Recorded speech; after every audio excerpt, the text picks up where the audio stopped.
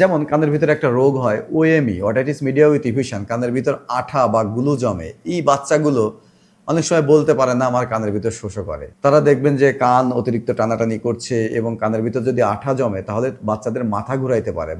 অনেক সময় বাচ্চা আপনার মাথা ঘুরার যে সেন্সেশন এটা আপনাকে নাও বলতে পারে। তখন বাচ্চার আচার আচরণ দেখে আপনাকে বুঝতে হবে যে ওই বাচ্চার হয়তো মাথা ঘোরা বা কানের ভিতর শোষোর সমস্যা থাকতে পারে।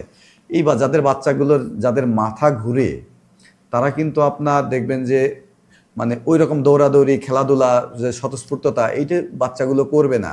তারা ক্লামজি থাকবে, সবসময় একটা জায়গায় জবুথবু হয়ে বসে থাকতে চাবে, মায়ের কোলে উঠতে চাইবে না। দেখা যাবে মায়ের কোলটাকে, মায়ের পাকে ধরে আছে, একদম শক্ত করে ধরে আছে, উপরের দিকে উঠবে না। চোখ বন্ধ করে থাকবে, অতিরিক্ত কান্নাকাটি করবে, খেতে চাইবে না।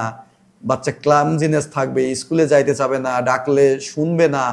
আপনার কানের ভিতর যখন আঠা বা গ্লু জমে তখন কানের শ্রবণ শক্তি কমে, কানের ভিতর মাথা ঘুরতে পারে, কানের ভিতর শস্য শব্দ করতে পারে।